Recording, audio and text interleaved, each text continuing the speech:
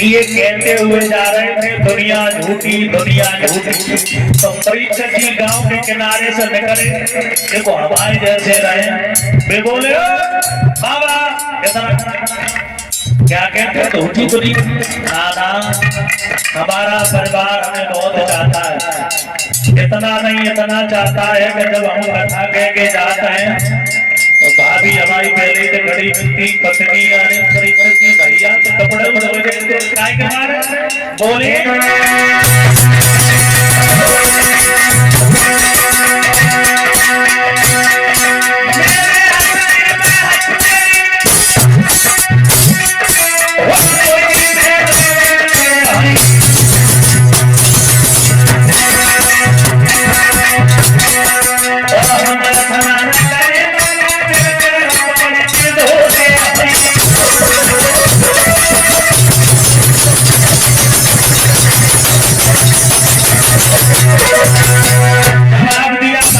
तुम कहते दुनिया झूठी, बिल्कुल नहीं।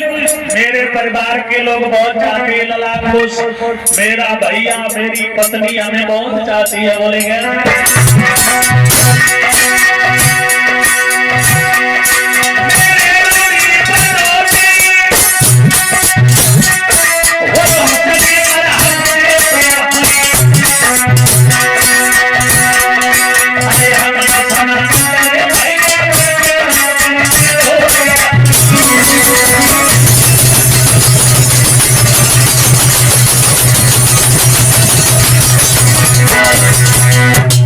तुम कहते हो झूठी दुनिया, अरे हमें पूछो, मेरा परिवार हमें बहुत चाहता है। बोले कितना?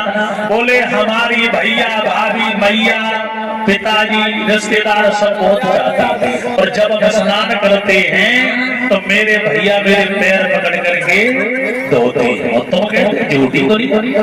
बाबा जी ने भी लला टकटका, बोले कुछ नहीं, सारे दिन पड़े रहते, कुछ काम नहीं। शाम को बंदूक उठाई और नेगराज में जो धर्मान देवता की छाती पे धरते ही मसला खोलाई। बाबा जी बोले बस इसीलिए तो पैर पकड़ करके धोते। बोले अरे महात्मा तो कैसी बातें करते? बाबा जी बोले लला तो तुम हमारे मंदिर पे आते जाते? बोले बिल्कुल। उन भैया ने महात्मा के मंदिर पर आना जाना प्रारंभ कर दिया परीक्षक जी की। तो वो महात्मा प्राणायाम विद्या जानते थे, यानी सांस खींचने की विद्या जानते थे। उन महात्मा ने उस बच्चे को सांस खींचने वाली विद्या सिखाई। और परीक्षक जी सही बताएं, परिवार के लेकिन तुम्हारा कोई नहीं, हम थोड़ी सही बताएं। परीक्षक महाराज श्री सुखदेव कहते हैं वो बालक को जब सांस खींचने की विद्या महात्मा ने सिखाई तो बोले लला, बोले हाँ आज तुम अपने घर जाइयो। बोले हाँ, और आंगन में पछाड़ खाए के गिर पड़ी, और जब गिर पड़ो तो सांस खींच लियो, और फिर तुम देखियो कि तुम्हारे घर वाले तुम्हारे लिए रोते हैं कि तुम्हारी कमाई के लिए पैसा के लिए रोते। बोले बिल्कुल। बोले महाराज जी हम गिर पड़े और सांस खींच ली और फिर अपने बात तो बोले नाना पीछे से हमारे तुम चिंता न करो, तुम्हें ठीक कर लिया। परीक्षक जी वो लला घरे गो, जैसे दरवाजे से पहुंचो तो सर सबसे पहले हमने देखा है कि माँ का प्यार कुछ पवित्र होता है। जैसे घर पहुंचे तो मैया ने मीठा लला बड़ी दिनत कथा कह के आप लटिया आए भैया चला। तो जवाब दो मैया, बोले हाँ आज खीर पूरी बनाओ। सुबह घर में दौड़ी है लौआ को आदेश है आज खीर पूरी बने। पत्नी सोचने लगी भालो तो लगी खीर पूरी बनाने लगी, पत्नी खीर पूरी बनाने लगी। अरे हमारे ना अभी तो बात बताया जाएगा। परीक्षित महाराज पत्नी खीर पूरी बनाने लगी। फिर ने सोची बाबा जी ने कही थी वो काम हमने करो। आगे बढ़े भक्तों जो आगे न पहुंचे सो पछाड़ खाए के देख पड़े। पत्नी ने चौका में देखो बोले जी तो चले गए, मरी गई। पास पहुंची नबज पकड़ी, जब सांस तो खींची बोले जी तो मरी। सोच लगी चारा पूरी चकपकानी, बोली अबे कोई देख तो ना। और खीर पूरी बड़े दनत बनाई। अब रोए को तो सब जिंदगी है और रोना ही पड़ेगा। चलो गाँव ना देख पाओ, अबे थोड़ी खीर पूरी खाए। परीक्षक जी खीर पूरी खाई और फिर आए के छाती में घूसा दही हाय दैया क्या कर चली गई। चिल्लाने लगी, भाभी ने देखी, भैया ने देखी, सब परिवार के लोग जो यार सब रो लगी। अब रोए रहे परीक्षक जी, लेकिन लला के नहीं अपने अपने मतलब से कैसे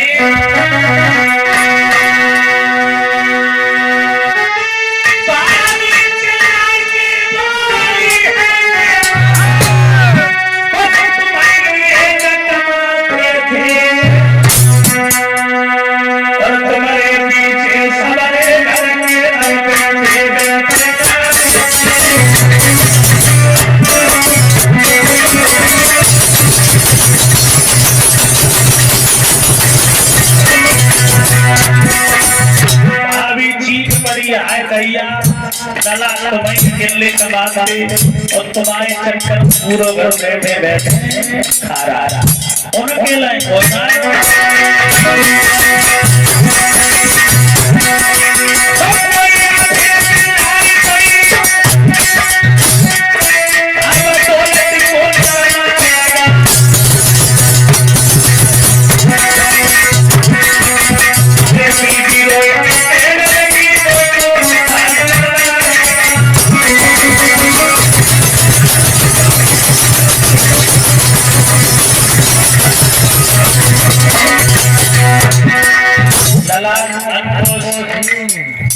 जैसे पछाड़ खाए के जमीन पे गिरे परीक्षक जी, और जैसे जमीन पे गिरे उनकी भाभी रोने लगी और भाभी रोई। परीक्षक जी बोली तुम्हारी कमाते और सब घर में बैठे बैठे खाते 10 की जगह पे 20 खर्च करे, 20 की जगह पे 100 खर्च करे, तब तुम चिल्लाए यहाँ कहीं पकड़ाए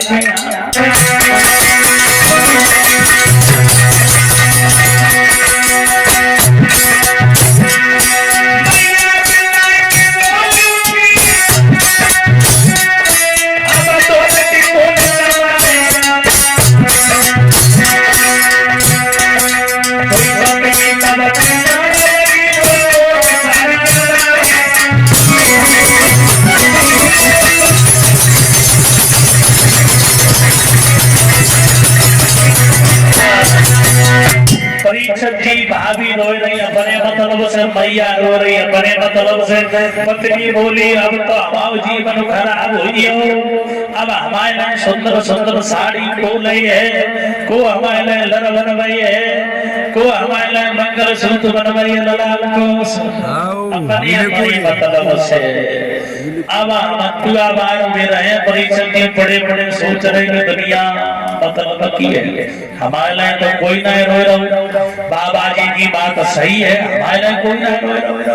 बड़े बड़े रो रहे तो रिश्तेदार आए गए, परीक्षक जी व्यवहारी आए गए, सब लोग गाँव मोहल्ला के आए गए, सब लोग रोने लगे बल्ला। तो रिश्तेदार रोने लगे भैया बड़े अच्छे अत्याचार लला बढ़िया भागवत बने बने मतलब से कहें, लेकिन मेरे नहीं कोई ना रोए परीक्षक जी। परीक्षक जी दूसरे कोई लड़े गए मेरे भैया सब लोग रो रहे हैं, लेकिन अपने अपने लिए उनके लिए कोई नहीं रो रहा। तब तक परीक्षक जी रिश्तेदार आई है, परिवार के लोग आई है, उन्होंने जब गाय को धरे हमें नहीं ले चलो, सोचने लगे बाबा जी नहीं आया तो हमें लगे जेवा डाले। तब तक उस दूसरी गली में उन महात्मा ने आवाज लगाई कि कोई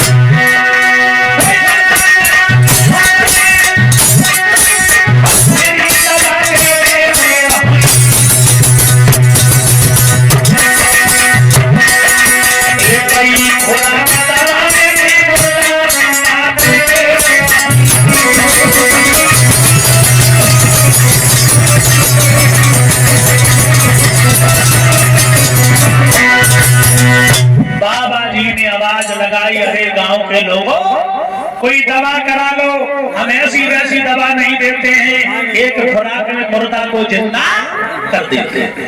एक लला ने सुनी, भज के पहुंचो बाबा जी हरवैया, बोले काहे मेरे गांव में लला मरेगा। बोले कैसे मरेगा? बोले जमाले महाराज जी मरे कहा गो तो सब घर ही मरी, ऐसा कहते हैं सच्ची। अब का बता, सब घर ही मरेगा, 2 किलो कमा तो पूरा घर बैठे बैठे बात करियो भाई भाई बाबा जी से कही चलो ठीक कर दो। बाबा जी जैसे पहुंचे परीक्षण की तो रिश्तेदार ने सुनी, तो रिश्तेदार कहने लगे महात्मा जी ये हमारे रिश्तेदार जी ठीक हो जाए, चाहे 100 रुपया खर्च हो जाए। परीक्षा जी कहते हैं हाँ, जैसे जे हमारे बैठे हाँ, बोले 100 रुपया लगे जाए लेकिन ये सही हो जाए। सब लोग बोले, पिताजी बोले महाराज जी हम मर जाए लेकिन मेरा लला ठीक हो जाए। भाइयों ने कही, और पत्नी बोली लला को से महाराज जी हम मर जाए लेकिन हमारे सही हो जाए। बाबा जी बोले देखो मरे हो कोई ना, बोले तो बोले हम तुम्हें को उपाय बताएं। बोले क्या? बोले दूध। तो परीक्षक जी महात्मा ने एक लोटा दूध मंगवाओ, और जब दूध मंगवाओ तो बाबा ने क्या किया, उस दूध के लोटा को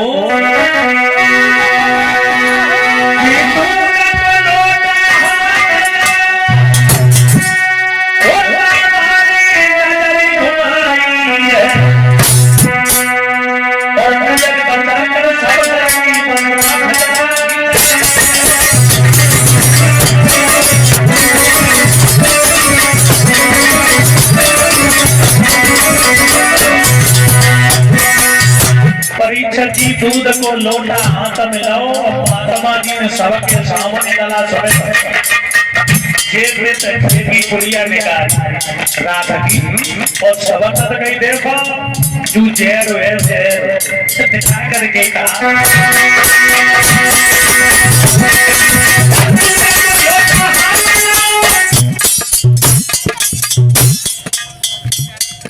दूध का लोटा लिया और उनके पिताजी को पहले बुलाओ, और पिताजी से कही देखो तुम पे बुढ़ापा है और ये दूध को लोटा तुम पी लो, और तुम पी लोगे तो तुम मर जाओगे, और जब तुम मर जाओगे तो तुम्हारा लला जिंदा है जाएगा, और अब तुम्हें खैर जी के करवे का है, तुम्हें तो जाना ही है। बोले पी लो। पिताजी बोले महात्मा जी हम दूध तो पी लेते, और दूध पियो खैर कोई बड़ी बात आए, हमने पहले पियो लेकिन दूध तो हम पी लेते ना, हमें मरने को डर है, लेकिन चिंता है अगर हमने दूध पी लो हम मरेगा तो टुकड़िया कोई दो रोटी दवैया हम परीक्षक जी माँ को बुलाया, बोले तुम पी ले। बोले अब बाबा जी तुम ही बताओ, हम पी ले तो हम मर जाए, तो फिर जब हम ना। परीक्षक जी भावे से कही तुम पी ले, तुमने तो कमाई खाई। बोले हम क्यों पिए, जाको साथ जाको मरो, मेरो तो साथ हमें बड़े बड़े देख रहे भारी भारी। एक दिन वो था जब तुम मेरे पीछे पीछे घूमती थी, आज क्या कह रही? परीक्षक जी भाविक ने मना कर दी, भैया ने मना कर दी, और रिश्तेदार ने जो सुनी उनने अपनी अपनी सवारी जो लाइन में चालू करी और चल बसे। बोले को मेरो नंबर ना आया, सब पहले सब मर रहे थे, फिर सब मना करने लगे। पत्नी से कही तुम पी ले, तुम्हारे पति आते। बोले बाबा जी हम तो पी लेते, फिर मम्मी के घर को पियत रहे, लेकिन अब तुम हमें जब बताओ अब जे मरी गई और हम पिए तब जे जिंदा हो हम बच्चे, तो क्या फायदा है तब जे हमारे रोए ताते मुझे मरिए सो मरे जाते हो, हमें कोई मौज पे बैठे हो। बाबा जी बोले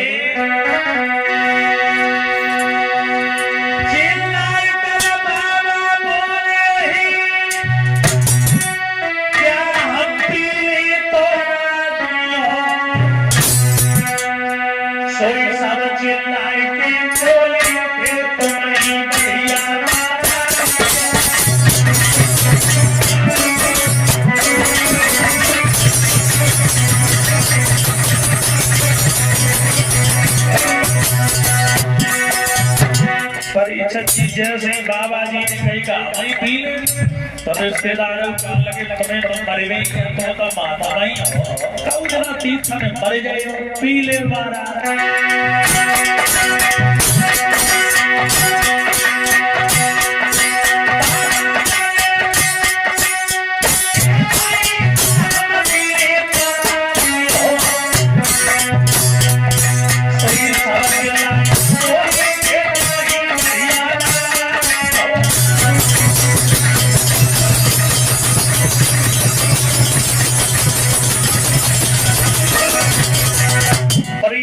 सब बोलने लगे महात्मा जी तुम पी ले मर जाओ तुम्हारा कचरा बगड़े संत तो घूमते ही रात को टक्कर लग गई तो मर जाओ पी ले महाराज पी ले परीक्षित जी बाबा ने वो लोटा दूध को पी लो उनसे कई उठो लला काहे खड़े हाँ देख लिया कौन तुम्हारा है वो लला खड़ो बहु महात्मा के पैरों से कृपड़ा बोले महाराज जी भूल हो गई मैं तो ये समझते थे ये सारा संसार मेरा है लेकिन यहाँ कोई किसी को ना परीक्षित जी जो वे खड़े भाई अब पत्नी भागी परीक्षित महाराज रोते भाई पांच तक परी सही में तुम अगर जिंदा न होते तो हम प्राण दे देते मैंने किया आज पीछे बोले छी को नहीं बोले तू हमारी पत्नी नहीं है भाभी ने कही लला हम बच्चा थे बोले हम सुन रहे थे बड़े बड़े देख रहे थे दुनिया का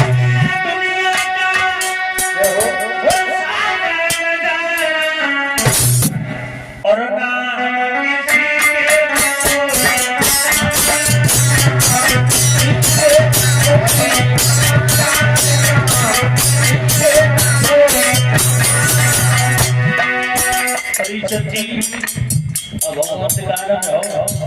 कोई यहाँ सब स्वार्थ के लोग हैं कब तक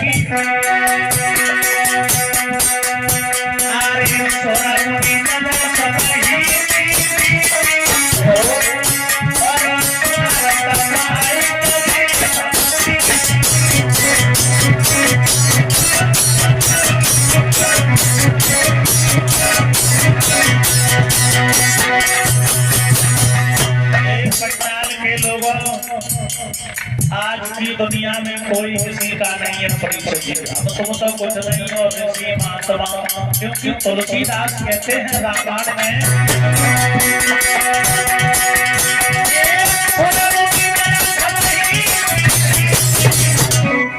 और स्वार्थ